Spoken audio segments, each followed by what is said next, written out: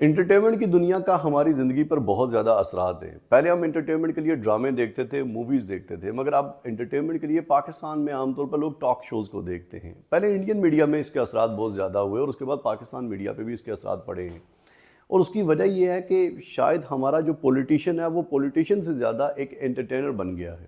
آپ نے مروت صاحب کا پہلے نام نہیں سنا ہوا تھا؟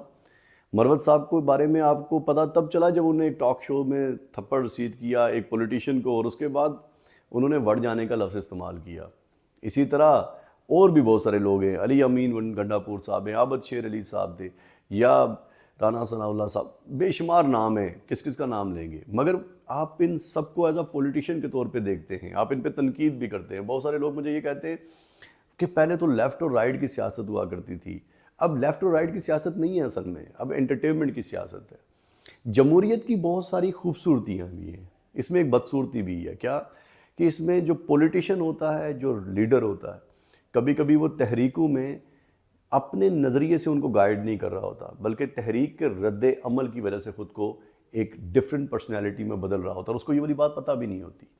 جیسے کہ پاکستان میں اگر بہت زیادہ ایک کلچر ہے کہ سوشل میڈیا اور ان چیزوں کو فالو کرتے ہوئے لوگوں نے ایک مخصوص طرح کی گفتگو سننی ہے، تو وہاں پر اگر آپ کوئی فلسفیانہ بات کریں گے تو لوگ نہیں سنیں گے، وہاں پر وڑ جانا زیادہ امپورٹنٹ ہوگا۔ آپ کو یاد ہوگا قمر جاوید باجوہ صاحب کا، کہ وہ فرانس میں اپنی اہلیہ کے ساتھ کہیں بیٹھے تھے، ان کو کسی نے گالیاں دی اور ایک ہی رات میں وہ گالیاں لاکھوں کروڑوں لوگوں نے دیکھ لی۔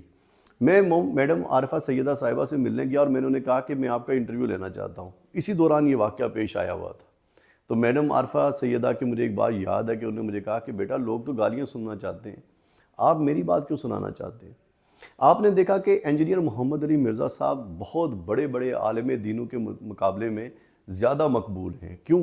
کیونکہ وہ بڑی انٹرٹیننگ انداز کے اندر بہت سارے لوگوں پر تنقید کے نشتر جلاتے ہیں۔ اسی طرح آپ نے دیکھا ہوگا حق نقیب سرکار اور ان کے اور اقرار صاحب کے درمیان میں جو ایک پورا ملاکھڑا ہوا، آپ نے اس سارے ملاکھڑے کو دیکھا ہوگا ایز اے انٹرٹینمنٹ کے طور پہ، اس کے اندر کوئی اتنی بڑی علمی نوعیت یا علمی ڈائمنشنز کا ہونا ضروری نہیں ہے۔ تو یہ جو پوری کی پوری آج کی سوشل میڈیا یا نئی جنریشن ہے، یہ انٹرٹینمنٹ سے وابستہ ہے۔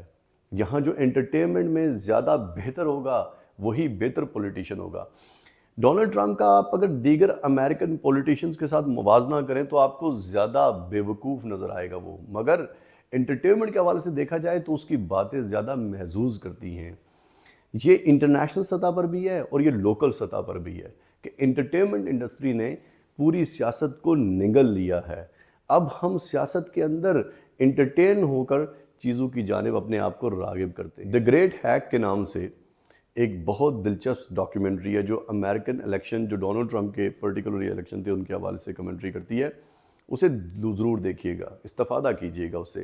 وہاں آپ کو یہ پتہ چلے گا کہ کچھ خاص طرح کی چیزوں کو جب آپ پروپیگیٹ کرتے ہیں، ان کو عوامی سطح کے اوپر ایمپلیفائی کرتے ہیں تو اس کے امپیکٹ کیا ہوتا ہے۔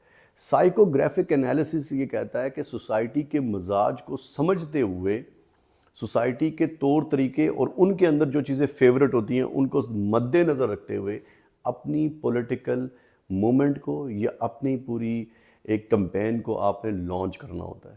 شاید پاکستان کے اندر جو کمپینز لانچ ہوتی ہیں وہ عوامی سطح پر ہمارے ایک خاص شعور کی نمائندگی کرتی ہیں، اور یہی وجہ ہے کہ پاکستان کے اندر انٹرٹینرز are more popular than the politicians۔